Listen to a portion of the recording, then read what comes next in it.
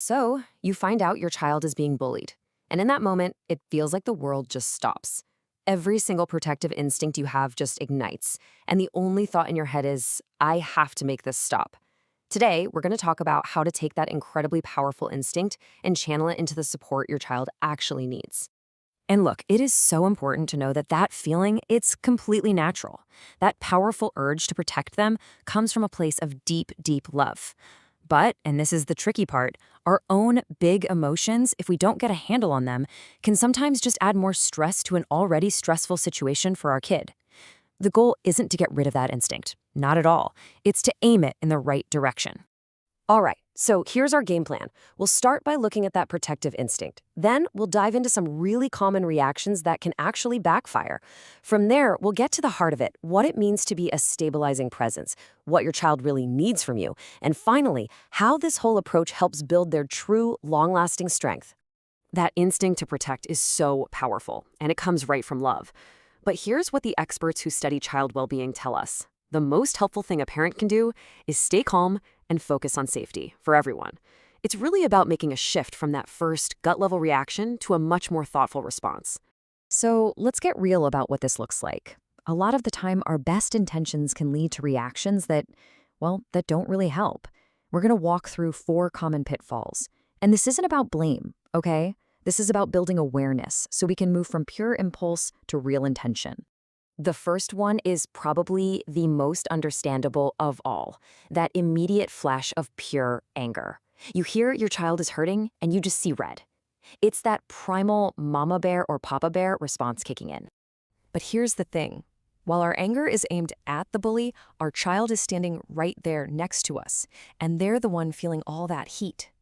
It can make a really scary situation feel even bigger and more out of control. And maybe the most important part?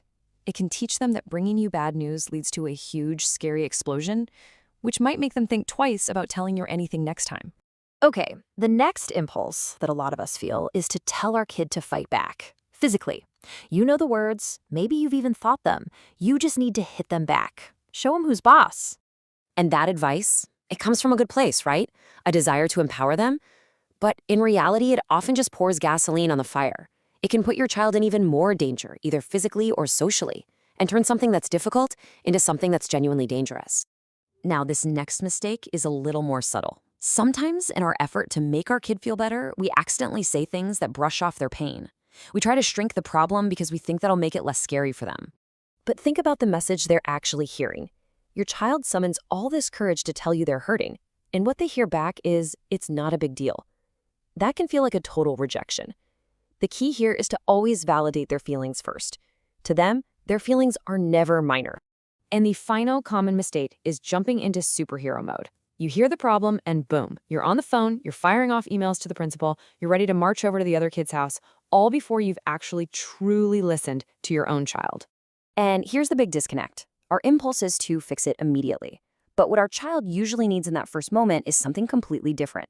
Before they need a problem solver, they need a safe harbor. They need to feel heard, understood, and to know that you're going to guide them through this, not just be their avenger. So, if those are the things to try and avoid, what's the alternative? This brings us to a much, much more powerful role you can play. It's about shifting from being a reactor to becoming a stabilizing presence right in the middle of their storm. This right here is the core idea, a stabilizing presence. Think of yourself as the calm anchor in their stormy sea. When you're regulated, it helps them regulate. Your calm sends a powerful message that this situation, as bad as it feels, is manageable. This is where your true power is. Okay, so how do we actually do this, in the real world? This isn't just a nice idea, it's an actionable plan. Here's a clear 3-step guide for giving them the support that truly helps. The whole foundation is built on these 3 key actions. It all starts with calm listening. From there, it moves to providing an unwavering feeling of safety. And finally, it's about offering strategic, not reactive, support. So let's break down calm listening. What does that really mean? It means creating a safe space where they can tell you the whole story without you jumping in or judging or trying to fix it right away. And then, once they have, you ask 2 incredibly powerful questions. First, how did that make you feel? That validates their whole experience. And second, what do you think we should do? That makes them a partner in finding the solution, not just a victim waiting to be rescued. Next up is safety assurance. And these words, they're like magic. Bullying is designed to make a person feel completely alone and powerless. This single sentence is the perfect antidote. It's like a verbal shield that reminds them, you have a team, and that team is us, and we are unbreakable. And finally, strategic support. This is the action part, but it's thoughtful and it's collaborative. Instead of going in like a lone wolf, you work with the systems that are already there. Schools have protocols and counselors for a reason. Using them shows your child how to navigate complex situations effectively, and it shows them that cooperation is often so much more powerful than confrontation. And all of this leads to a much bigger goal.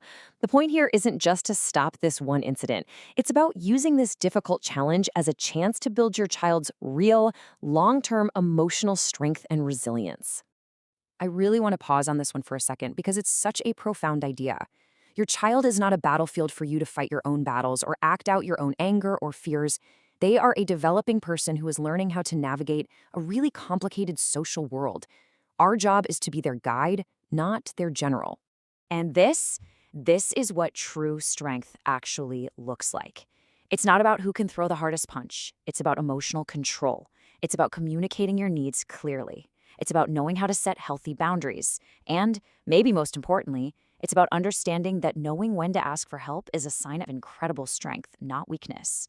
These are the skills that will serve them their entire life. So, I'll just leave you with this question to carry with you. In all the challenges your child is going to face, the big ones and the small ones, how can you choose to be their calm anchor, their safe harbor, their stabilizing presence, starting today?